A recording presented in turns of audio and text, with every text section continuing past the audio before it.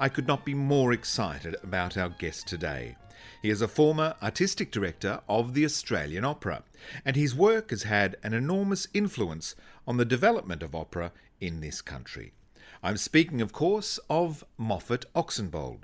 Moffatt joined the Elizabethan Theatre Trust Company in 1962 after graduating from NIDA's inaugural production course. Apart from a year in London with Sadler's Wells, he remained with the National Company for the rest of his career, working his way from stage manager to artistic director. He has directed many operas both here and abroad. They include celebrated productions of Simon Boccanegra, Trittico, Semiramide and Madama Butterfly. Retiring from the opera as artistic director at the end of 1999, Moffatt continued to sit on many boards, including the Board of Studies at NIDA, his alma mater, and continued to be involved in directing operas. He is a blessed artist and administrator who has navigated every stage of his career with tremendous joy, education and passion. And through this investment, Moffatt enabled legions of performers to embrace their craft and audiences to embrace the most mysterious and magnetic of all art forms, the opera. I sat in awe at the accomplishments of Moffatt. He reflects on his time working in the world of opera so passionately. You're in for a real treat. Here's Stage's conversation with Moffatt Oxenbould. Yes, fate plays a big part in our stories, doesn't it? Right place, right time. Oh, I think absolutely. I mean, talent is one thing, and being prepared to do hard work is another, and all that sort of thing. But it's just luck. It's just being in the right place at the right time. When I went to Britten after the Sutherland-Williamson season in '65, I had an interview at Covent Garden, and they said, "Oh yes, but in some months we'd like to have you perhaps come and be a stage manager or something like that." And I just wanted to work, and I had a good introduction to what was then Sadler's Wells, became English National Opera, and again that was very polite. Nice, yes, we'd be very interested, but there's nothing at the moment. 3 or 4 days later, they said somebody has resigned and is going in 2 weeks. So could you fly to Hull, I think I started in Hull, and to join this company. So I mean, it was just being there at the moment. And I found in my own career sometimes somebody would come in to just a general sort of appointment to say, here I am, this is me, this is what I do. And then a week or 2 weeks later, something opens up and that person is ready and available. So yes. They were delivered to you by the opera gods. The opera gods, the good old Dr. Theatre. Dr. Theatre. Dr. Theatre is my favourite person. I've relied on Dr. Theatre on a number of occasions. The Baz Luhrmann Lake Lost, which was the National Opera workshop we did in the bicentennial year, was the first Baz Luhrmann association, and it was done in a film studio with a permanent cyclorama. It was called Lake Lost, and it was a sort of environmental piece. And I was in the phase of loving the dynamic between very experienced people and very young people. So we had 5 wrinklies, as they called themselves, and the young artist program people. And they were the cast. And Baz and the composer Felix Marr and Wendy Harmer actually was the librettist. Put this piece together, and it was done in this strange studio. We had a lake, it was filled with water. We had an island with trees on it. And it was very ambitious, and it was a workshop. It wasn't a performance. I don't know that we even charged for people to go and see it. But at the dress rehearsal, it was one of those things you thought, I just got to close this down. It's not going to work. It's just not working. The composer was upset. He'd run off into the island and was sitting in a little hut, and the cast waiting out on the stage manager rang me and said, would you come up here? But don't come through the main entrance because the cast are waiting to tell you that they can't go ahead with it, this sort of thing. It was a real mess. And anyhow, Stuart Challender had been involved in it with me in choosing it and setting the whole thing up. And we decided would go ahead, and Dr. Theatre came. It all just came together. It was one of those extraordinary things because nobody knew what to expect. The singers were all wearing foot condoms. The Ansell Rubber Company came because they were having to work in water all the time. Yeah. So they had these things, and the Dr. Theatre arrived. It all worked, and that led to bohème, and that led to all sorts of things. To the listener who may not be familiar with Dr. Theatre, what's your definition of Dr. Theatre? Or Dr. Footlights, he's sometimes known. Dr. Theatre is a theatre god. It's just good luck and good fortune. Good fortune. Sometimes I think when a lot of energies have been devoted to something and they haven't coalesced somehow, or don't look as if they're going to come together, then Dr. Theatre comes and just smooths it all over and makes it happen. But I think that's one of the great excitements, actually. You can plan something on paper and have 4 or 5 weeks of this will happen here and this person, and it can go terribly wrong. I mean, an illness, I imagine with something like COVID, it must be so difficult to plan anything because, you have people coming into, or guest artists or whatever, and you don't know what's going to happen. And the tickets are sold for the first night, so something has got to happen. So yes, Dr. Theatre is a good person to be on the right side of. There's something about that combination of lights and costume and music and focus, which comes to the fore. I think which elevates the performer, the creatives, in order to make that performance for the night happen and occur. We see that so often with people who may not be feeling 100%. Oh yes, indeed. Yes, I think so, because it's the bringing together of a large number of individuals with individual talents and methods of employing their talents or engaging their talents, coming together. And so some people, for instance, rehearse. I've known artists who would be happy to sit in a rehearsal room for 6 or 8 weeks, but they don't like, the performances. It's once that exploring stage is over, they are not less interested in it, but they wish it was still going on. In fact, it is still going on because things develop in a run of performances. But yeah, no, I think that in opera, I think in a repertory company, and I'm talking about the ensemble as it used to be. I mean, but because opera is generally performed in repertory, it's different now. A lot of theatre companies used to perform, particularly in Britain, in rep, and maybe 1 or 2 still do. But you have a rehearsal of Butterfly in the morning, and you've got to change to Figaro in the evening, and that sort of thing like that. So that great trundling performance activity keeps on rolling, and you need to. I was very fortunate, I think, at NIDA, the guy in charge of our course, at the production course at NIDA, was a man called Tom Brown, who was an Australian dancer. He was actually worked with Tyrone Guthrie in Stratford, Ontario. And he was a great planner and putting pre-scheduling everything like that. And then in the Sutherland Williamson season in 1965, Norman Ayrton, who directed 5 of the 7 operas, was also somebody who was a believer in schedules. So I think that was my natural inclination anyhow. Peter Smith, the stage manager of the opera that I worked with at the beginning, was one of the great sort of colleagues, but also a great teacher. And he was, realised you could only get through these touring schedules if the planning was absolutely worked out. And so I was blessed to have those people in my life. And I, around this very table, have spent so much time working out, how the whole thing comes together, because it's bringing together forces of drama, forces of music, technical things,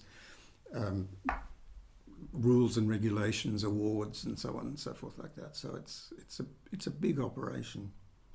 Music has the great power to influence, drive, manipulate our senses. It can excite, it can take us to the depths of sadness, and none more so example than in opera.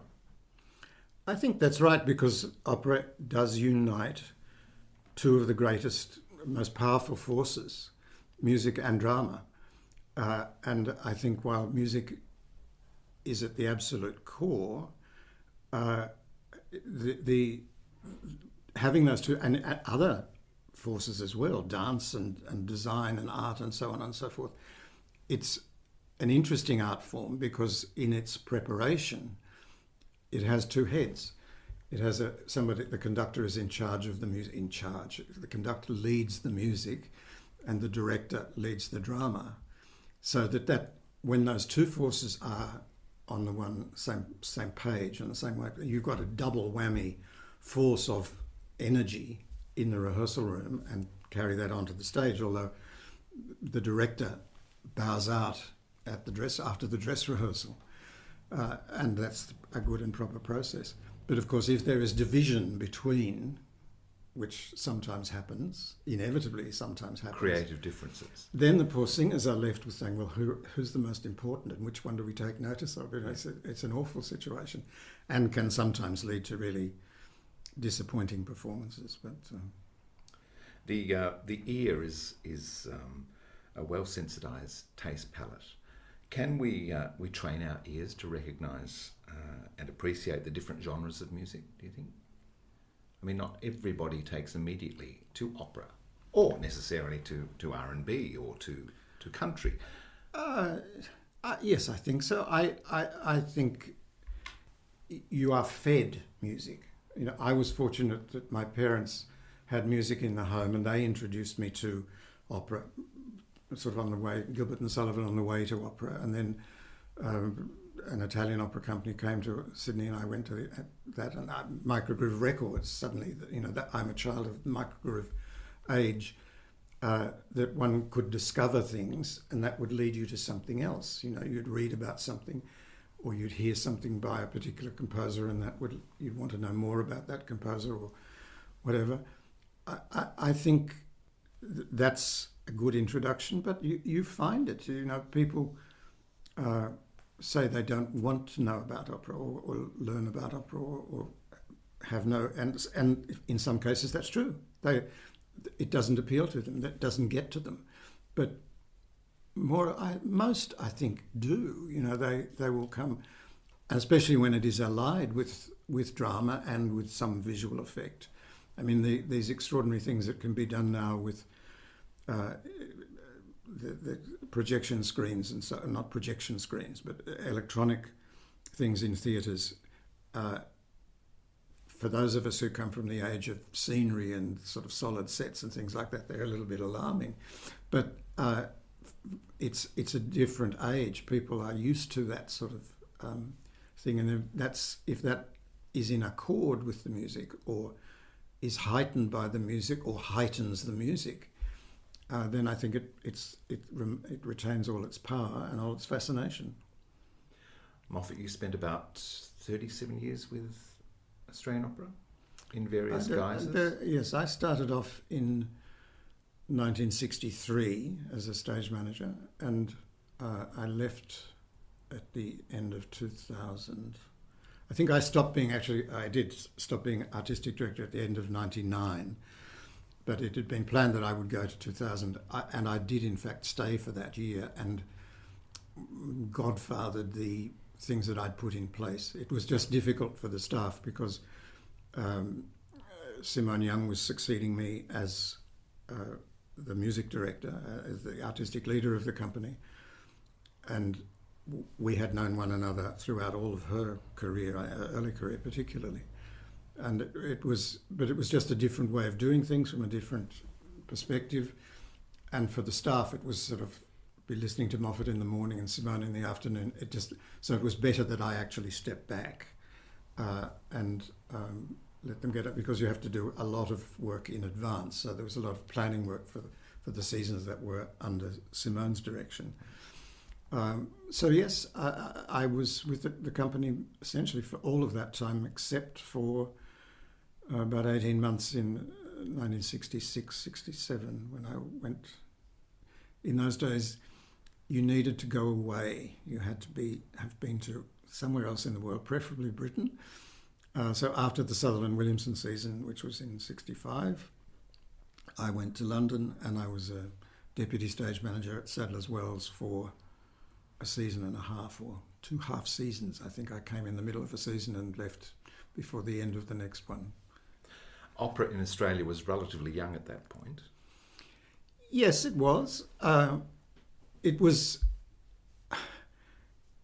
There was this thing happening on Bennelong Point, that an opera house was being built, and so all of us saw that as sort of the gods going into Valhalla. Not that we were necessarily the gods, but that it was, we were going towards something. We were working towards something. So the company was quite small numerically, because we then used the state symphony orchestras, the ABC symphony orchestras in each state. We toured a lot, and we were, but you'd have to re-rehearse everything. You started it in Brisbane, you then re-rehearsed it for Adelaide with the new orchestra, then you did it in Melbourne with another orchestra.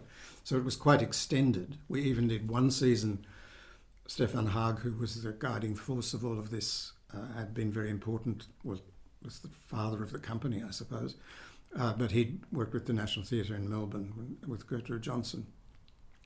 He decided, I think it would have been in 1964, to do a European season, namely opera and the ballet companies worked together. So we were touring with the ballet company. We started at the Adelaide Festival. It was promoted in a rather strange way, and I think a lot of people thought the singers were going to dance and the dancers were going to sing. And we had some maybe strange repertoire choices. That Karl Orff double bill wasn't exactly what I think Australia was screaming out for at that time. But yes, it was an extraordinary building time. And then we would... The aim was to try and give people permanent employment. And that was quite hard to do. The main season would take 5 or 6 months. We did a production of Fledermaus in 63, the first year I was with the company. And that then went as a commercial musical to the Princess Theatre in Melbourne with the Garnet Carroll organisation. And that took a certain section of the company who could perform operetta, and the rest of us went on a country tour. We went to the Perth Festival with Bohème and Figaro. We then did a 12-week country tour of Bohème and Figaro, from Port Lincoln, the Tunarama Festival, to Bananarama in far north Queensland. I think it was a great learning time. It was extraordinary, but it was to keep people together, and of course that built the ensemble and this feeling. Ensemble, one of the things, words you'd use to describe ensemble is trust in one another. And then I think in 64, we were on another country tour. I can't remember whether it was, anyhow, there was a butterfly tour the following year. Maybe that was in 65. So it was probably on that Figaro Bohème tour. I think we were in Goulburn, and an announcement came out that Joan Sutherland and Richard Bonning were coming back to Australia for J.C. Williamson's to recreate one of the Melba seasons and so forth, and there would be a new opera company. So we thought, well, that's our scum. And because Australia can't possibly sustain 2 companies. And Dr. Theatre came to the rescue again, I suppose, or some good spirit came, and there was, after some months, there was a coming together of the Elizabethan Trust Opera Company, as it was called in those days, and J.C. Williamson's Theatre, so that they became co-presenters of the Sutherland Williamson Company. And that was, people came to hear Joan and discovered that Loris Elms had been living in Melbourne for some years, and that she was a wonderful, wonderful singer, and there were people in their midst who could give them a great excitement in the theatre. There was Luciano Pavarotti, who was at the beginning of his career. He hadn't at that stage, I think, maybe he'd made a record, but there were no discs available, so it was just a name. And so that came at the right time to give a sort of excitement and bring a lot more people into the theatre. And then after that, the company getting its own orchestra, which allowed it to perform more often because we didn't have to spend so much time re-rehearsing. Harry Miller and the subscription selling scheme, to people would buy 5 operas for a lower price or something like that, and so you'd have a box office for pieces that were not as well known as others. We had a wonderful series of Monday night youth performances. I think it was it still before decimal currency? I'm very old. But anyhow, it was like £1 or something like that to go. And we would do these performances on Monday nights, which is traditionally the night that people don't go to the theatre. So you'd have these people under 26 years old getting incredibly excited by hearing Donald Smith and Murray Collier and Tosca and so forth like that. Before the Opera House, obviously, this is a while before, you're performing in a whole variety of venues. So it's requiring the company to recalibrate for the space, and I think it's building a real muscle within the company as well. Yes, well, at least in the capital cities, the people knew the circuit of the J.C. Williamson's theatres. We sometimes performed in Her Majesty's in Melbourne, sometimes at the Princess, which is, the home of the National Opera. So they were at least stages that some were bigger, some were smaller, but everything was designed to work on those stages. Where one really had to improvise was on the country tours, because you would arrive with your bus, or the monster we called it, with all this scenery in the back, and sometimes it would be a great big Birch Carroll and Coyle theatre in North Queensland that was bigger than the theatres. The stage area was bigger than the theatres in Sydney and Melbourne. Or you were in a tiny little place with a carpeted floor, so you decide what scenery to take off the bus and just tell the singers, by the way, you don't have this tonight, or that is somewhere else, or something like that. So look, it was, it would be frowned upon today, I suppose, because things are much better organised. I feel very blessed that I had that opportunity, because you had to be on your toes all the time, and you had to work with other people, and you had to be inventive. You had to be spontaneous. Yes, you did, and so, yes, I mean, sometimes we'd arrive quite late. I remember when I said a stage with carpet on it. That particular stage, I think, was in Cobar, and it also was quite raked. So we were doing bohème there, and there's a lot of things with glasses and bottles and props and things in the first act, and these things would roll off, even on the carpet. They would roll into there was no pit, but yes, they were great days, but there was a seriousness about the music and a desire it forced the performers, because often there were some very experienced singers would go on those country tours. And it was another opportunity for people who were at the beginning of their careers to do 40 performances of Figaro or something in 6 months. So that it forced you to be in real direct contact with the audience and elicit a response through your singing, through your performance, for your view of a character and so forth. So I think they may not have been very spectacular to look at, but they were performances that had their own spirit and their own integrity. And formative years in building the company. Oh, absolutely, absolutely. And also, there were activities. When I left NIDA, the opera company, the Elizabethan Trust Opera Company, was in recess. It was going to start up again in some months' time. And because I'd been the previous year part of their seconded to the company, so they knew me and I knew them, so they said, yes, we'd like you to join the stage management for the company, but it doesn't exist at the moment, so would you like to go to Hobart to stage manage the Tales of Hoffmann. There's an organisation down there which was headed by John Young, who was a singer and who later became an administrator of the opera company. He's directing Tales of Hoffmann with Alan Light and Victor Franklin and Althea Bridges and established singers, Neil Warren Smith. And would you like to direct a play? Because the repertory theatre down there would like somebody to direct a play. Would you direct Pygmalion? This was me straight out of NIDA. And I stage managed Hoffmann. I directed Pygmalion. Then I stayed on to do a musical called The Ballad of Angel's Alley, which John Young had done in Melbourne. And then I think we did Charlie's Aunt or something like that, because there was an old comedian called Bill Hodge, who was in Ballad of Angel's Alley, and he stayed on to do Charlie's Aunt. So I painted scenery. I went around hanging up posters in shops and going to auction houses to buy chairs and so on and so forth like that. But it was an extraordinary spirit in NatFas in Hobart, a community spirit that everybody was working towards the performance and to getting this. It was important to them. And we had the Tasmanian Symphony and the conductors of the Tasmanian Symphony. It's they were wonderful years. I mean, they, as you say, they were formative, but they were also, for me, they were educational.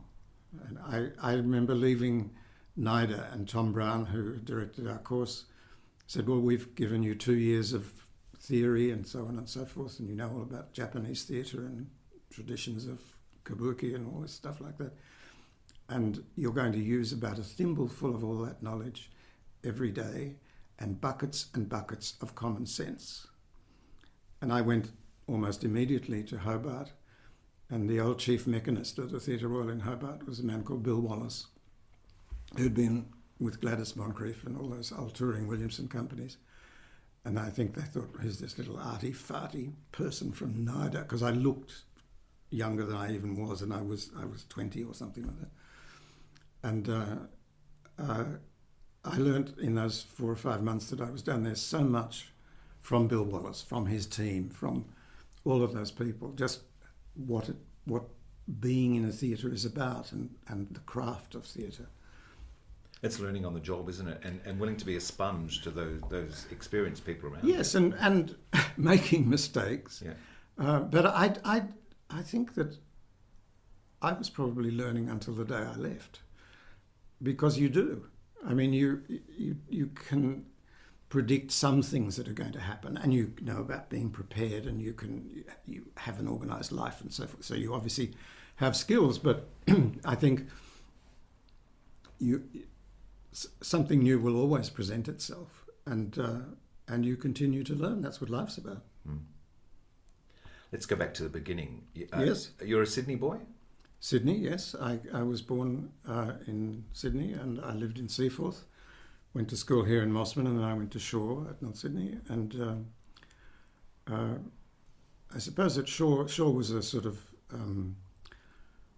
sport-oriented school. I wasn't a great sportsman, but they did a Gilbert and Sullivan every year. So I was in the chorus of the Gilbert and Sullivan, and they started to do some plays, and there was a teacher who was looking after the drama thing, and I didn't really know what I wanted to do.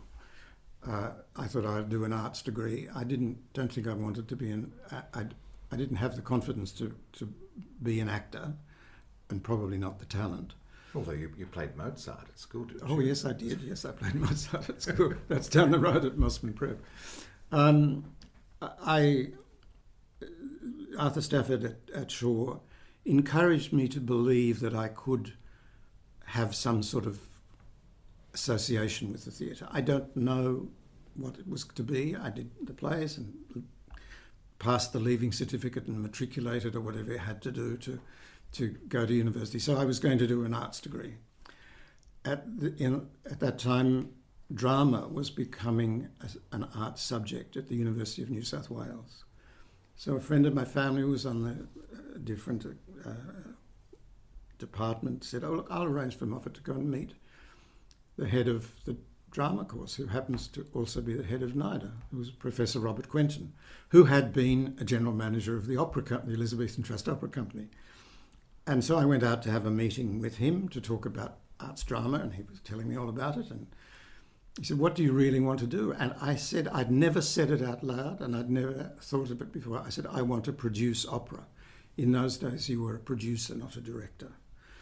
"I want to produce opera." And he said, "Well, I think you should do a production course at NIDA. We're starting a production course at the beginning of the new year."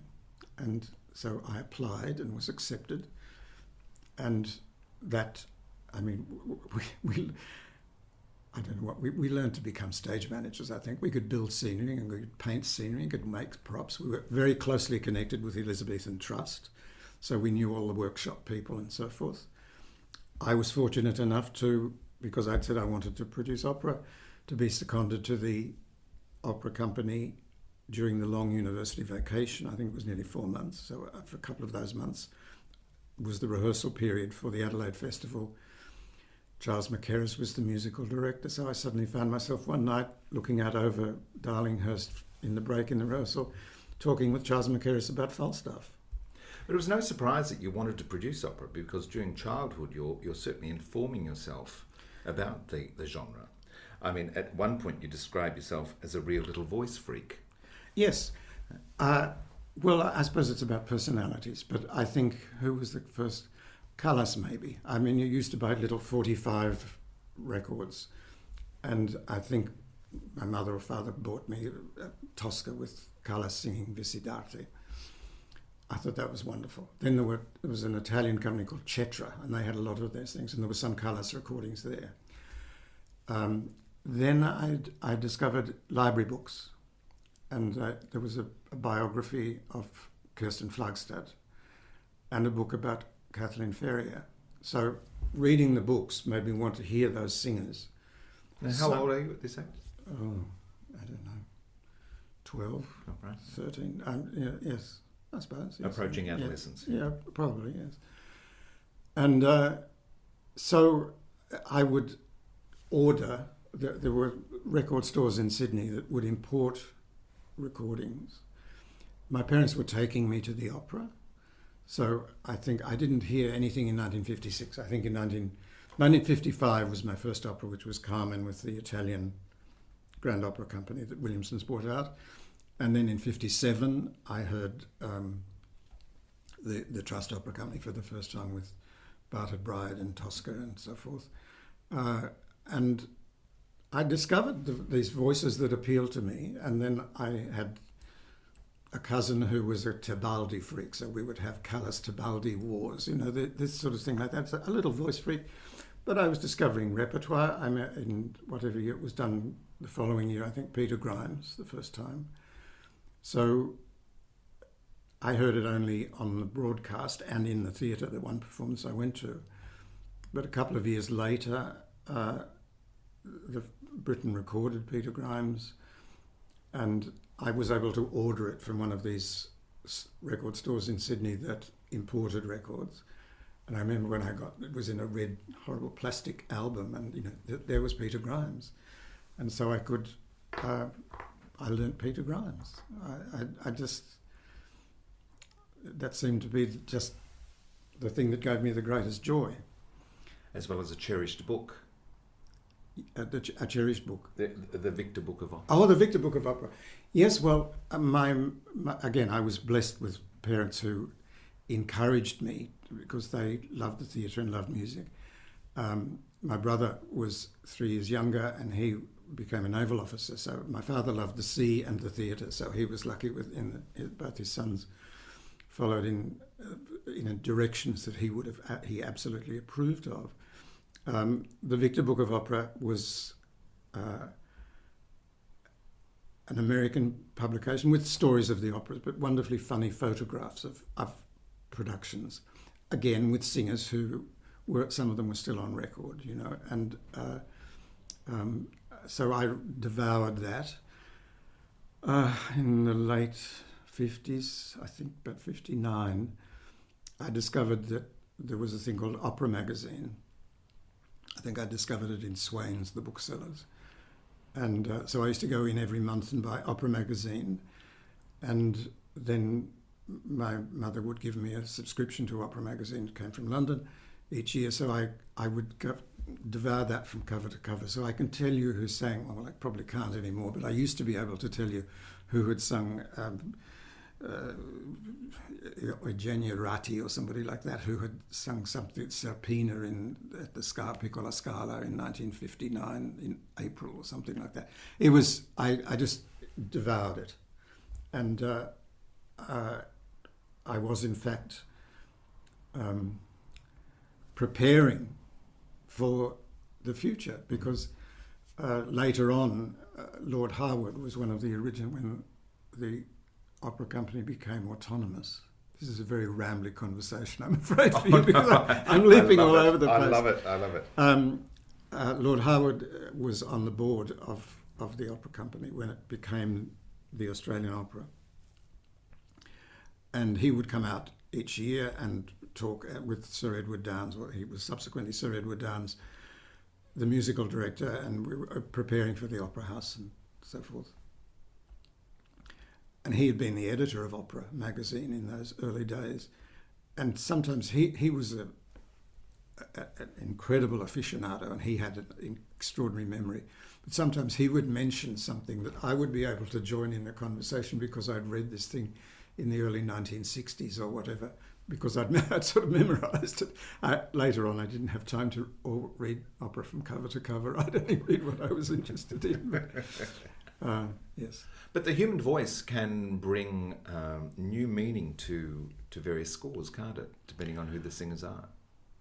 Absolutely, yes. I think masterpieces can be directed in and designed and produced in different ways and still be perfectly valid. And so in some, most repertoire, different sorts of singers can bring different things, different strengths. I think that one of the things that a management is meant to do, the simplest thing to do, is to create an environment in which the artist can give of his or her best.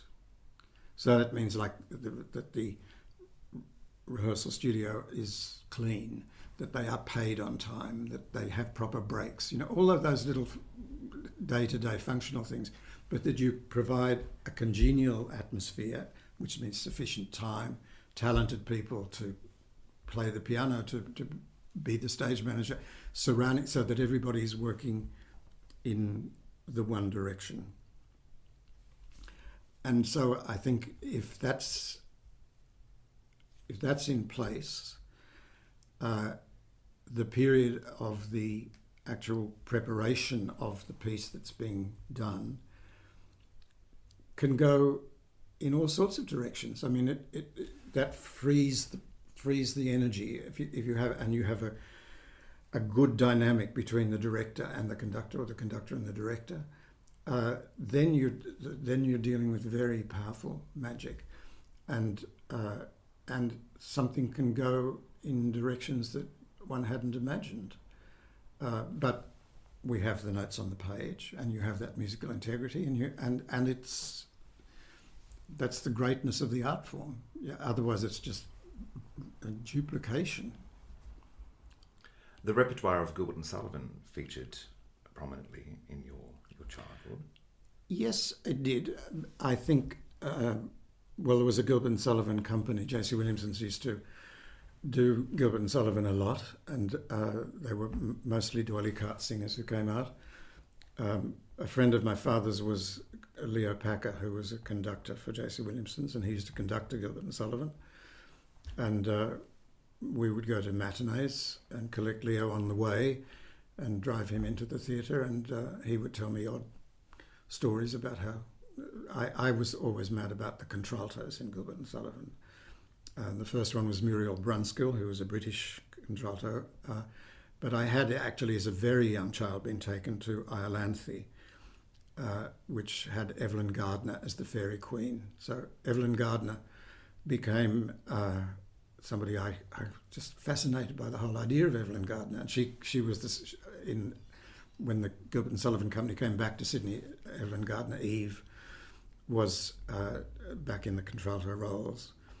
And when we started doing Gilbert and Sullivan with the Elizabethan Trust Opera in 1969, Stephen Hall, who was directing the pieces, asked Evelyn Gardner to come in to talk to us. And they showed us the Gilbert and Sullivan story film and so forth. And one of my I was a stage manager or assistant director or something. I had all sorts of titles, but basically I did the same job all the way through. But I used to look after Eve. She lived on the Northern Beaches. She was still formidable, a wonderful lady.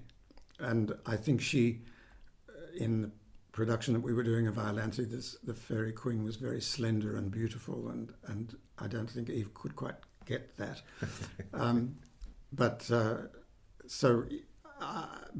We did Gilbert and Sullivan at school. My parents had all the Gilbert and Sullivan long-playing records, so I had memorised those. I can probably still, you wouldn't want to hear me sing them, but I know the Gilbert and Sullivan repertoire really well. So again, that was a fortunate thing that early, or in my time, it was after I'd been working in Britain, but when I came back to Australia, that I was able to work on those Gilbert and Sullivan pieces. I think I didn't stage manage them, so I was like the assistant director. But we would do, in Sydney, 14 performances, 2 weeks of, the first one I think was Iolanthe, but we were rehearsing Pinafore during the day. And I had to watch every single performance. And I think perhaps by performance number 12, provided it kept on going, I wouldn't have said I was sort of boss hired. And then we toured them all around the countryside, and then added the following 2 years later, I think we added Mikado and Gondoliers to the other 4. And I was very pleased when I was more involved with the company to bring Gilbert and Sullivan back into the repertoire, particularly the Gondoliers production, which was a production from Stratford, Ontario, that I saw on television. While it was a little bit updated, it was a bit jazzed up, the orchestral score. It's a great ensemble piece. I think Gondoliers is pretty hard to understand if you just look at it as a text. But the one thing that it had, which all the old Gilberts had, it had charm. It had great, great charm. And I think audiences respond to that.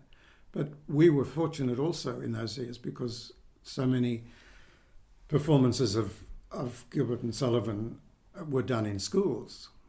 Nowadays they do Les Mis and Phantom of the Opera and all these great Godspell and so forth. I don't know what they do nowadays, but they do a much wider range of repertoire. So audiences are losing the knowledge of Gilbert and Sullivan? I think so. I think we used to say that, if you were doing the Mikado at night and Pity Singh was ill, you could go out and ask the audience, can anybody sing Pity Singh? And 12 people would say yes, and half of them would be men. Quite right, yeah. Because that had been part of your growing up. I don't know. I mean, Gilbert and Sullivan will never die, but I think it probably has to... I think the texts are the Gilbert side of it, which is wonderful, but it is very dated now. Yes, there are political and cultural references yes. of the time. Yeah. Which were obviously important to him, which don't mean anything anymore. So off to London at Sadler's Wells. Mm-hmm. What skills are you gathering that you can then bring back to Australia to embolden the opera scene here? I suppose it was that was just after the Sutherland Williamson season, which was logistically very complicated because we did 3 operas in the first week and then one every Tuesday till we had 7. So to work out rehearsals and run rehearsals and run the evening shows was quite a challenging job. And it was made more complicated because there were lots of cast changes. So you would have Mr. Pavarotti as Alfredo in Traviata for the first two performances, and then Mr. Alexander would come in and do it, and then Mr. Monta. It was, and these people had, some of them got precious little rehearsal, but it was, that was to have Norman Ayrton and Peter Smith, Norman working out basically the plan of how the things were going to be rehearsed, but he was directing 5 operas, and Peter was working out the entire technical schedule. And in those days, of course, stage management was very different to what it is today, because you were the assistant director, you were the sort of sometimes the paymaster, you were doing all sorts of jobs around the place. It was wonderful. So when I went to Sadler's Wells, it was a much more regulated, disciplined environment. The thing that was really interesting for me was that there was so much repertoire, because we did sort of 5 or 6 operas a year in Australia, and in the first 6 months or something, first 3 or 4 months, I did 12 operas. The Hamburg State Opera came to Sadler's Wells Theatre doing Frauene Schatten and Lulu and Così fan tutte, and I was told, well, you have to be backstage for a couple of those to make sure that the bar bells are rung at the right time and that the calls are done in our accepted fashion in English, So I got to do that. The Handel Opera Society. Suddenly I was involved with Theodora and Orlando, Janet Baker singing. I mean, that sort of repertoire and that different sort of music. What I found harder was that it was so disciplined. We were doing a series of Offenbach operettas in the summer, Vie Parisienne, Orpheus in the Underworld, and Bluebird. And I was in the corner running Orpheus, I think. Vie Parisienne. And I'd been in the office in the afternoon doing something or other, and I took my score down from the stage management office to the prompt corner and put it on the desk where I would run the show at night. Next day I had a phone call from the stage director saying, would you come in and see me? That was the ASM's job. Your assistant should have taken the score down.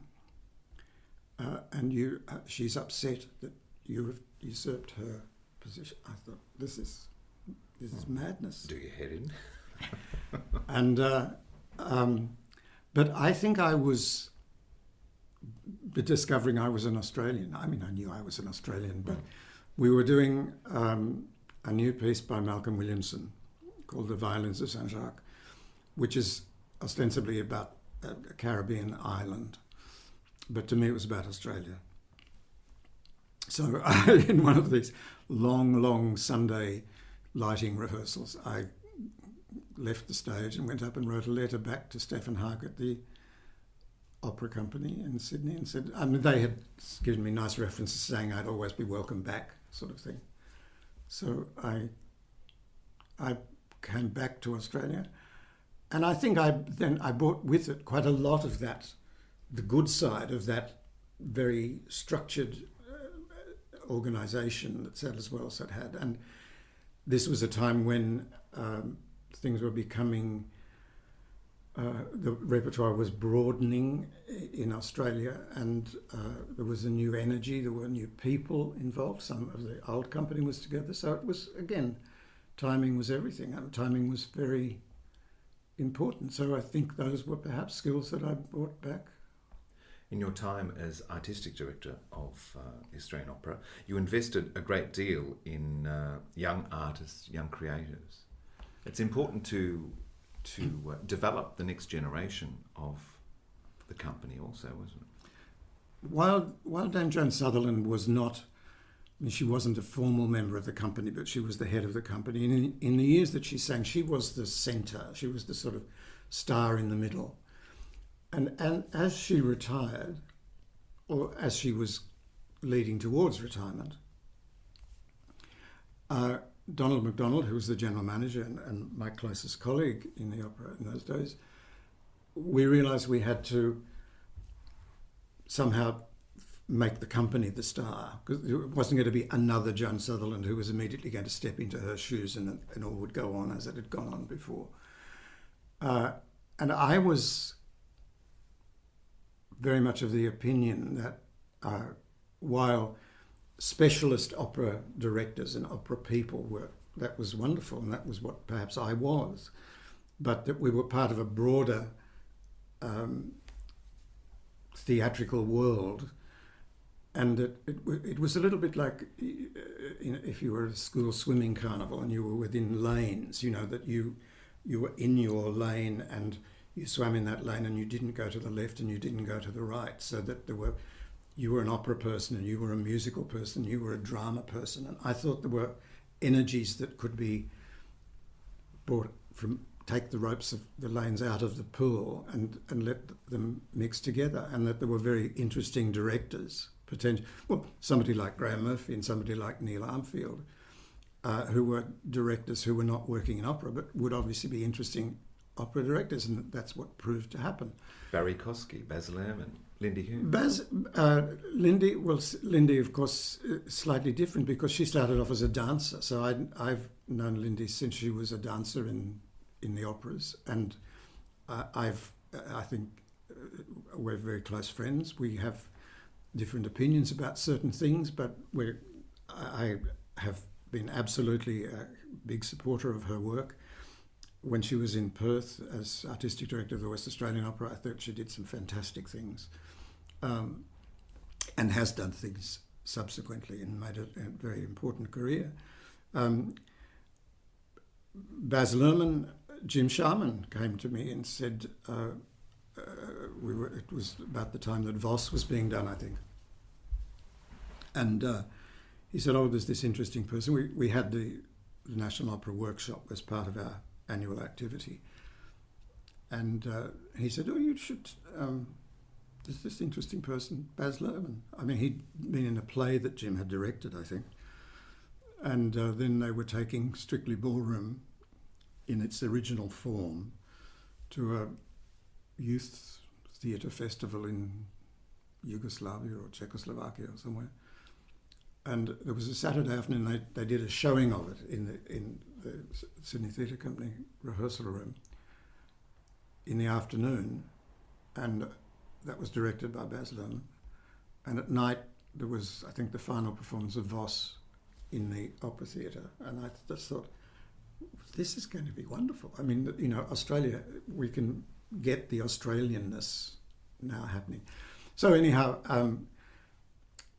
Baz, when he came back, we talked and got together, and that led to Lake Lost in the bicentennial year. After Lake Lost, we wanted to continue the Baz Luhrmann experience. He, I think, wanted to continue it.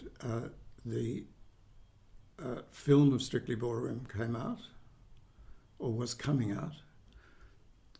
We had planned to do revivals of Midsummer Night's Dream and Caciocabanova, I think, 6 performances of each in the winter season, which took up rehearsal periods, orchestral time, and 6 performance slots. We needed more money, more box office, so we needed to have something that could take all of those things and add in a few extra performances.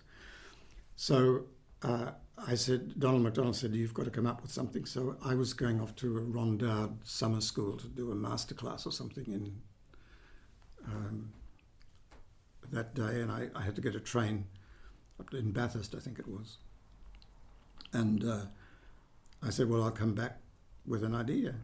And so I was waiting for the train to come back to Sydney, and I, playing around with my bits of paper on the train, thought, well, why not bohème? And Baz and bohème would be a great thing to do. And I knew that Cheryl Barker and David Hobson had done it on a country tour with the VSO. So that led to bohème, which was an extraordinary adventure for all the technical departments, for the entire building of the company, to become involved in the production, because it was all made up most of it came out of stock, and it had a very low budget. Everybody took on the sort of parenting roles. The wardrobe ladies came down to see the dress rehearsal, which was during the day, and it opened on a Saturday night, as I recall. And many of them actually came down to be in the green room. They didn't have tickets to go to the performance on the Saturday night to see the child born. And I think that company, the buoyancy of that company feeling. And Baz is an extraordinary, and Catherine, the CM, his wife's, the designers, personalities were amazing. And that was, for him and for the company and for opera, a great adventure and a great step forward. Barry Kosky is, I mean, nobody could be more thrilled with what's happened to Barry's career. And he's somebody, again, he started off with a National Opera workshop of pieces that have not gone any further than that National Opera workshop. And then Nabucco. I think it'd be wonderful to be able to put that Nabucco, just bring it out of a box and put it on the stage today, because people were so scandalised by it at the time, and they wouldn't raise an eyelid today. I mean, it was an eyebrow. I would love to be able to bring that Nabucco back onto the stage, because I think because there had been a very successful and very popular traditional production of Nabucco in the repertoire for a number of years, people loved that. And they were sort of confronted by what Barry had put on the stage. But the great thing about all Barry's work then and now is that it stems from the music, because he is a musician. His soul is about music, and yes, he has some extreme ideas. Some of the things that he does are a little mystifying, but then there are things that are incredibly inventive. But at the core of it always is the music. And Barry has, to think that it's now 10 years have come to an end at the Komische Oper, and he's now at the moment doing Cacciacabanova at the Salzburg Festival, and he's going to has most wonderful things on his schedule. I heard from him a couple of weeks ago, and he is it was the right thing, and something that the company can be very proud of, that we gave him that opportunity to go from the fringe opera work that he was doing in Melbourne with a company called Treason of Images. I think that was a wonderful name for a company. And then he did the Gilgal work with the plays. But to give him an opportunity to come into the operatic, the main stage opera world, and Nabucco, I think, was a mixed success. Flying Dutchman, the Golem, and I think the Wozzeck that he did was one of the best things done in my time as artistic director. Of course, you have a considerable repertoire of productions that you have directed as well. Rape of Lucretia, Trittico, Semiramide, La Clemenza de Tito, Idomeneo, the list goes on. A favourite of mine, which I have seen twice, is Madama Butterfly. It was a brilliant production, executed with such grace, humanity, and style. Can you tell me about the evolution of that production? Butterfly is an opera that I loved from the first moment I heard it. I saw it first at the Elizabethan with Joan Hammond as Butterfly, and it was always part of. I did a country tour of Butterfly, stage managed a country tour of Butterfly. When I was at Sadler's Wells, there was a beautiful production of Butterfly by Colin Graham that I loved. We did it in English, and then my next association was back in Australia with the Elizabethan Trust Opera. There was to be a new production by Sir Robert Helpman, and for whatever reason that didn't happen. And so it was suggested that the Butterfly should be staged by a Japanese director. So there was a man called Yoshi Fujiwara who ran an opera company in Japan, and there was a government association or a sponsorship association. I don't remember the exact details. Anyhow, we rolls of fabric arrived from Japan to make kimonos, with instructions as to how to make kimonos and so forth. And we were going to rehearse Butterfly, and Mr. Fujiwara and his assistant, Mr. Kiyomiya, were coming, and they looked at all these rolls of fabric and the kimonos that were being put together, and they said, "Oh, it's very beautiful. When do we meet the producer?" And John Young, who was the head of the opera company at that time, he said, well, they thought they were here just to advise on the authenticity of the production. So I was told that I would have to actually stage the Butterfly, learn their version and stage it. And so I was working with Mr. Kiyomiya and about shoes going on and off and so on and so forth. It was a mixed success. Butterfly can't fail, but it wasn't awfully good. I mean, it had Maureen Howard as Butterfly, who was really interesting and somebody, a performer that I loved very much. Cilario was conducting. It had good things about it, but it then, it started in Canberra, I think went to Melbourne and around the place. When it came to Sydney, there was a Japanese soprano called Michiko Sunahara, and she didn't really want to do all of the Japanesey things that we'd been told were so important to this production. She'd sung the role often in Europe and around the world, but she was extraordinarily sensitive, and I had to put her into the production. I suppose there wasn't a lot of rehearsal, but she was a very gracious lady. All of the politeness of Japanese custom and so forth like that was so extraordinarily beautiful just in her everyday dealing, that it was like paying you the greatest compliment. So I loved the fact that this gentility could work theatrically with the opera. Then we did a new production, a very good production by John Copley of Butterfly in the company's repertoire, which was Leona Mitchell's first Butterfly and her first appearance with the company. We did lots and lots of performances of that with different people, John Carden, all sorts of very good singers and some not so good over the years. And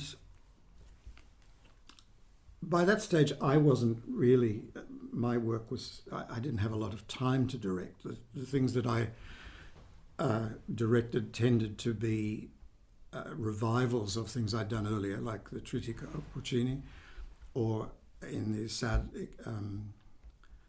circumstances when Göran Järvefelt died, and I took over a Mozart production of Clemenza di Tito that he was going to do. So anyhow, Donald MacDonald, we needed a new Butterfly, or thought we would do a new Butterfly. So Donald MacDonald suggested that I should do it, and I thought it was right to do it. And I had heard Cheryl Barker sing Butterfly in New Zealand in the Ken Russell production, which was a sort of extreme atom bomb type production. But and Cheryl was somebody I'd brought back into the company, and she was happy to sing Butterfly. So it was something that we evolved over a period of time. I was a member of the Board of Studies at NIDA and involved a little bit with the young designers and directors out there. And so there were two young designers, Peter England and Russell Cohen, whose work on a project production of Voss I'd seen, that I thought would be interesting to work with. I liked the dynamic of young designers working with an experienced old rat, I being the old rat, or vice versa. You know, I think that's quite a good dynamic to have. So I invited them in to see if they would like to be interested in doing this production. We had time. We had identified Patrick Summers, for the American conductor, who would conduct it. So we started off this sort of whole adventure. The two designers we gave a studio. It was built around an air conditioning duct in the Opera Centre, where they could work out the design and do their other work to give them a base. So there was a little sort of hub about Butterfly. And it was, they had never seen or heard the opera, had never seen a production of the opera. I'd seen many, many of them. So I think we were good for each other. They would come and say, oh, Yamadori is going to arrive in a helicopter and Yellow Fur is going to come out the door and he'll slide down and... Really? And then one day I remember coming in and Russell, who was doing mostly the costumes, said, oh, well, it's all going to be in corsets. And the obis and the Japanese sashes around the kimonos are all going to be corsets. Anyhow, we created this production with a great deal of love and respect. We had the tenor. I was very, very, very interested in having a slightly different take on Pinkerton, coming from the music. And we had an American tenor coming from San Francisco who was suddenly offered to do something at the Paris Opera and dumped us. And Patrick Summers found J. Hunter Morris, who was the first Pinkerton, who was perfect. And he became a significant Wagnerian singer in major theatres. And we'd all done our homework, you know. It was, and it's a very finely crafted piece of theatre. I mean, there are how many versions? 5 different basic versions of Butterfly. And so that it was a joy. We decided to do it, that it was, from the outset, we said it's an Italian opera. It's set in Japan, but to do it strictly Japanese is making it something else. So particularly we were inspired by the paintings of Whistler, who was an American, Russian-trained, French practicing artist who painted a lot of pictures of Western women wearing Japanese clothes. So that those things evolved. We invented Japan, so that some of what we had was from Kabuki and from Bunraku. The wooden platform was from the No Theatre, but there were things from Indonesian theatre, there were things from India, there were all sorts of things that came. We made something that stemmed from the music. And it was one of those very happy times with the designers, the conductor, the cast and the director all being on the same page and each one stimulating the other. Well, collaboration is paramount, isn't it? Absolutely, in making theatre. Absolutely. And we had, as the Baz Bohème had, we had the same sort of support from within the Opera Centre. You know, the ticket sellers, the wig makers, all of those people were interested in it and cared about it. And that gives you have a great work. And so it was, it took a long time to evolve. It didn't need a long time necessarily, but because it had it. And it was a time when Dr. Theatre came, and but it deserved to, because it had so much love attached to it. And I think some of the images that the designers created gave it a sort of magic that again stemmed from the music. You know, the love duet and the starry sky and so on and so forth like that. It was simple. Because Butterfly, a lot of Butterfly is basically two-handed scenes. You know, they're very intimate things. And to put, I was very much influenced, having worked on two of the Järvefelt Oboe Mozart operas, which are basically done on a bare stage. Even back to my first production, which was Rape of Lucretia, was sort of a bare stage. I quite like the idea of an empty space or an open space in which you could then concentrate on the artist. So it's like going into a close-up. And it was very carefully considered to actually you need to have the singers quite close to the front. And then the magic of the water that Peter England brought into the water and stones and things like that. There was lots of beautiful things in it. And the beautiful candles floating. Oh, yes. On top. But they all of those things, all of the colours, everything I think came out of the music. In an earlier conversation off mic, when we first met today, you were talking about the text of Butterfly also, and the key to the romance between Pinkerton and Butterfly can certainly be found at the very end of the piece, in that repetition of Butterfly. I think, I mean, it's easy I mean, what Pinkerton does is caddish, but I think I grew up, my brother is 3 years younger than I am, and he went into the Navy at Naval College at 15. So I grew up with he and his colleagues around me. And, you know, when they left, they went to Singapore or wherever they were on their first postings. And so they were protected in a way. They were enclosed within the Naval College and all the rules and regulations. And then they burst out. And so I think that Pinkerton is somebody who goes to Japan and just is immediately suddenly from a grey life on a ship, and I'm not being nasty about ships, but a very regulated life, comes into a place which is full of colour, has got different scents, just appealing to all of his senses that had been contained in a way by his upbringing, and this is what you will do and this is what you will do next, and so on and so forth. And I think that while both Pinkerton and Butterfly know what they're letting themselves in for, when the Bonds comes in and denounces Butterfly for having become a Christian and so forth, and a family reject her and so on and so forth, it changes the whole dynamic. And the great music of the Love Duet, you actually see them become really in love. So in the versions of Butterfly, the original version, of course, didn't have the tenor aria in the last act, Addio fiore asil, and that is the text of that. I mean, his remorse is absolutely genuine.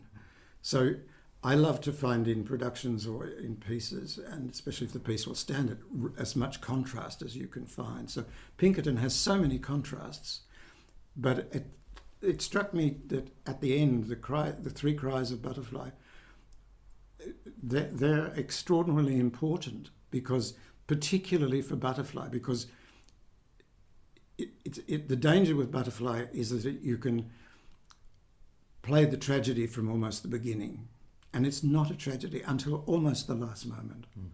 And she's it's not losing face so much, but I mean the shame that she feels, that the dishonour that she's trying to retain when she looks at the father's knife, but that when she hears, we change the position of when actually she kills herself, so that it's done with the first Butterfly, but she hears that, and it lets people know she wasn't a fool. As a director, there comes a time when you hand the production over to the performers and the stage manager, a role that you're also very familiar with. And I share a quote from your autobiography. "It is a strange experience to be so closely connected to a project, steering it through casting, design, manufactured rehearsal, with the ultimate purpose of making oneself redundant to its actual performance." Did you ever reconcile yourself with that key part of the production process on any of the productions that you directed? It's a bit like handing over your child, isn't it? It is, and not everybody would agree with that. I mean, there are very great directors who... I mean, I never let it go. I mean, I would always come and see it, and I would occasionally give a note or make a comment.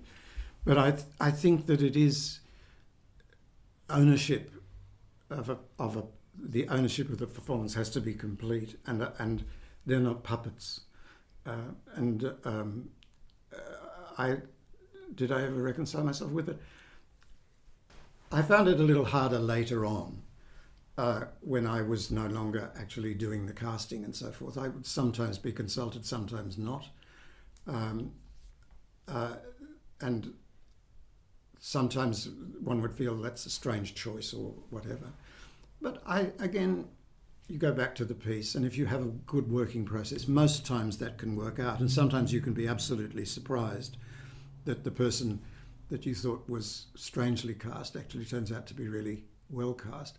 I got quite proprietorial, I think, with a piece like Ser Gianni Schicchi in the Trittico, because I did it for 25, 27 years or something like that, and I worked on it first with Mark Elder. The first time we did the Trittico, we had 3 conductors.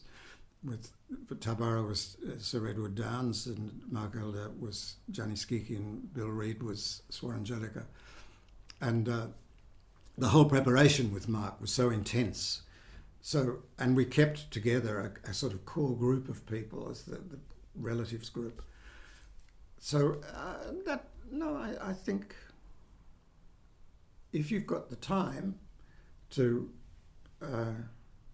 rebuild it, then you can do it. But I do believe very much that if you can, I remember with the Butterfly dress rehearsal, I think it was on a morning, and Peter and Russell and Peter drove us back to the Opera Centre when they were dismantling their studio, where they were for nearly 2 years been working on this piece. And we said, well, we've got nothing to do with it anymore. But we were content with what we had done, and we were happy to hand it over. Building new repertoire, creating Australian repertoire, was also very important to you in your time at the company. I'm thinking of a show, an opera, like The Eighth Wonder.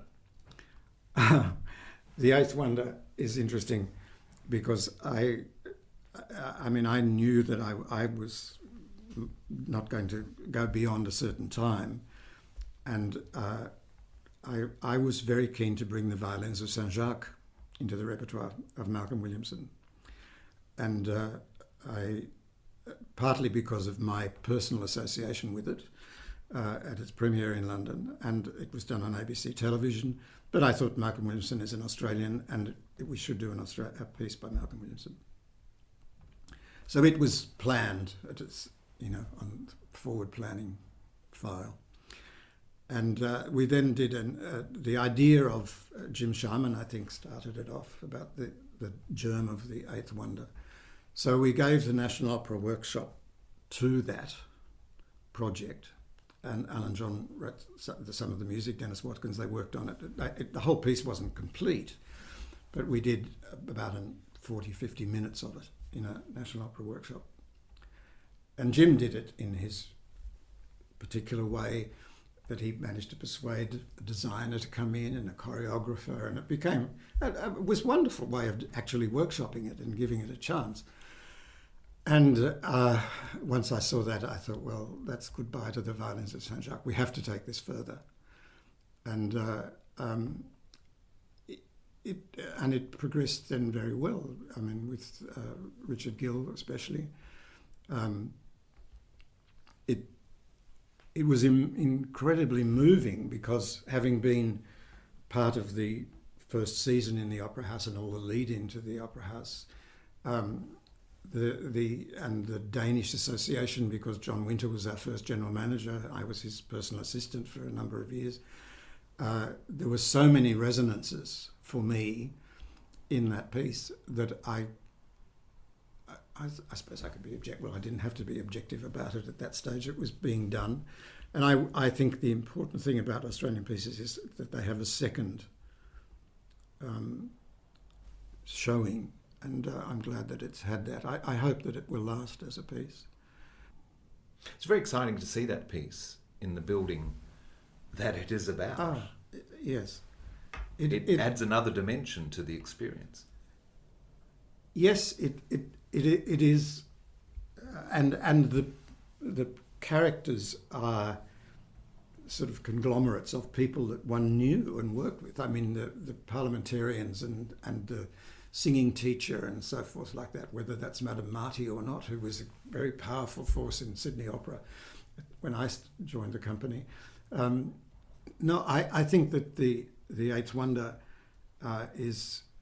was the culmination of a dream, I think, or a dream of a scheme that Stuart Challender and I had, that we thought, because the company hadn't, for all sorts of very good reasons, done Australian music, or only in a somewhat tokenistic way up until a certain point.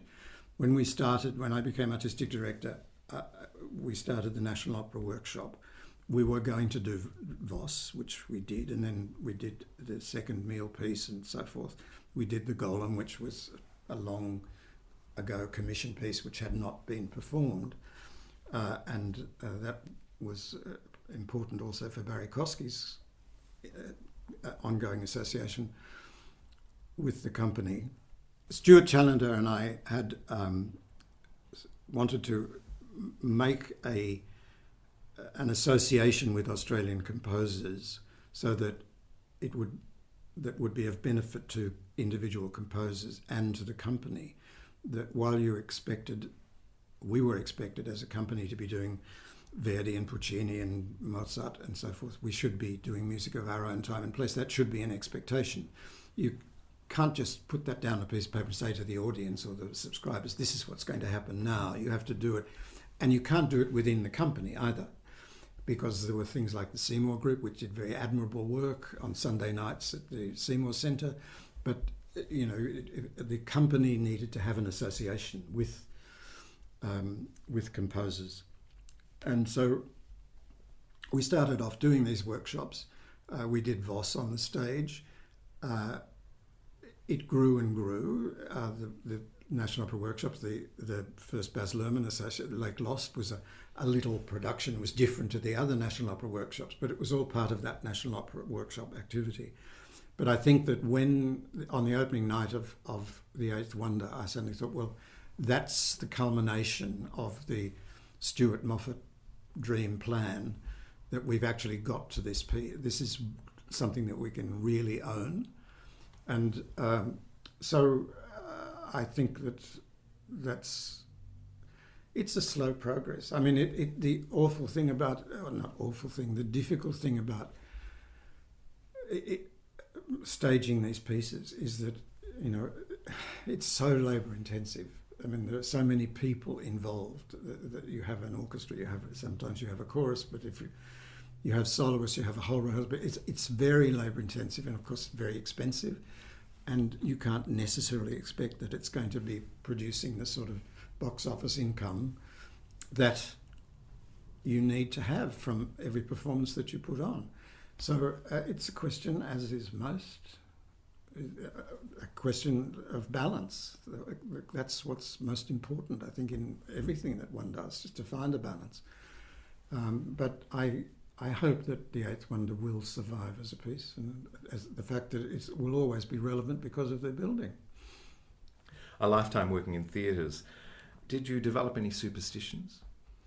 Not really. I used to always knock the stage 3 times on my productions on the opening night, but that's about the only one, I think. No, different people have... some suspicions. I'll tell you a funny story about suspicions. We were doing, in I think 1968, we were doing Tosca and Fanciulla del West, I think, in Her Majesty's Theatre in Sydney. The Tosca was Antonietta Stella, a wonderful Italian soprano, guest soprano, famous soprano. And in the other soprano was Marcella Reale, an American of Italian descent. There's a suspicion about the colour purple. And Marcella Reale was very aware, she lived in Italy, but that she wouldn't have the colour purple anywhere near her. And the sofa in the principal soprano's dressing room was purple. Antonietta Stella didn't particularly worry about the colour purple, but she was a sort of slightly melancholic, beautiful lady. And so what we had to do was, and they shared the same dressing room, so we had to make sure that the purple sofa was taken out for Reale's performances and the purple sofa went in for Stella's performances. Marcella Reale had a little dog that she bought, a little Australian terrier, and somebody, the tenor in her opera, one of her operas, Tannhäuser I think it was, had bought some toys for this little dog to play with, because she would have it in the dressing room with her. One of which was a very realistic snake. So in the process, the snake must have been left behind. So in the process of moving the sofa back in, somehow or other, the snake was on the floor. We were about to start the second act of Tosca. I went round to Stella's dressing. I'm stage managing. She used to sit in front of her big jewel box and put diamonds, rubies, I don't know, the thing. So I went in to say, was she happy to start the act? Yes, that was fine. So we started the act, which Tosca sings with the chorus off stage at the beginning of the second act. Suddenly the dresser came rushing through and said, Stella has fainted. And because she'd seen this snake and thought it was real. And she hadn't actually fainted, but she'd had a little turn. So there was a lady in the chorus I thought knew that could sing the offstage perhaps, so somehow Stella staggered through the doors. They had swing doors on there to get onto the stage in Her Majesty's in Sydney. Doctor Theatre. Doctor Theatre, so she came and did it, yes. Mm. You retired from the company in 1999, the end of a century. How did you know it was time to finish up? When I was asked to become the artistic director, I was already doing much of the work because I worked very closely with Richard Bonning, and he was so I was doing a lot of the work of artistic direction with him, in consultation with him, and then the chairman of the company and the general manager, Patrick Veitch, at that time asked me to go to dinner and said, Richard's contract is coming to an end and we think it's right that you should be there. So I didn't apply for it or anything like that. I was very flattered, and I remember Charles Berg said to me, you will expect to have this job for 10 years. And I thought, yes, that's fine. But then I realised that the things, you can't turn the thing around.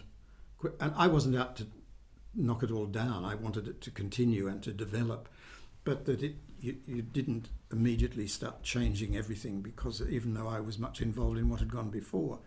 So it became, my contract was renewed at different times. I can't remember what segments it was in, but I was sort of decided with Donald that I would leave at the end of 1998, I think. I would leave at the end of 1998. And then the Olympics came, and so it was decided that I would be involved in planning the Olympics. That was the Olympics, as far as the Arts Festival. That in itself was quite difficult because the theatre became an Olympic arts site, and we had to bid to appear in the theatre. The Australian Ballet wanted to be involved in it, and so on and so forth. And we, of course, needed to have that box office from that time because it was the peak part of our season. So the Olympic Arts Festival was complicated because of the access to the theatre and so forth. And I was involved to an extent in the appointment of Simone Young because I thought that was absolutely the right. I was very supportive of that appointment, and indeed planned that we would work together on the production of Simon Boccanegra. It seemed to be a nice resonance that the one going out and the one coming in would work together, which worked well. But as things developed, because of the need to have the repertoire that I had wanted to perform leading up to the Olympics included things like The Eighth Wonder and The Midsummer Night's Dream of Baz Luhrmann. And I respect very much Adrian Collette at the time. He felt that without a more popular repertoire, there was a very real chance that we would lose the bid to be in the theatre. So I had to plan revivals of Tosca with, Charles Mackerras was going to come and do Macropolis Case and things like that. There were all sorts of things that I thought were really exciting, and then they had to become more predictable. I'm not saying that Tosca and Traviata are not great operas, but I just thought we could make more of a statement about what we were as a company. But also it was becoming clear that as you would expect with an artistic director whose background was as a director, or as an opera administrator and a musical director, things are going to be different anyhow, the way it's going to be staffed. Simone had a career in other parts of the world. It just wasn't sort of working out. So that's why I decided to go a year early. I did, in fact, stay for the whole of 2000, but I took lots of long service leave. But I looked after the pieces that I'd put in place, and I did the Boccanegra production, and I think revived various other things. So, I think that it needs... I don't think you can say 10 years, 12 years, 15 years, but I think that a company needs a reinvigoration. And I think... I think that I felt that I wasn't fresh or working, but that seemed to me about the right length of time. I don't think... I respected people like Mr. Adler in San Francisco who'd been there for a long time. But no, I think it was the right time to go. Well, Moffatt Oxenbould, thank you so much for your contribution to the development of opera in Australia, and thank you for your story today. Thank you. It's been my pleasure. It's been an extraordinary adventure and a very, very fortunate life. I mean, I could not have ever dreamed in my wildest imaginings as a schoolboy that I would be able to have such a fulfilling and exciting and stimulating career in something that I loved. I mean, it's an extraordinary blessing. A fascinating insight into the development of opera in Australia through the eyes of someone who had that world set firmly in his sights from boyhood. I hope you enjoyed this conversation as much as I enjoyed recording it. My thanks to Stage's guest in this episode, Moffatt Oxenbould. Thanks for joining us. You can check out all of the episodes featured in the podcast thus far by visiting our website, www.stagespodcast.com.au. Please tell all of your friends about the podcast, easily accessed through Spotify or Apple Podcasts. More listeners mean more fun for everyone. I'm Peter Eyers. Keep well, keep warm, stay safe, and I'll catch you next time on Stages.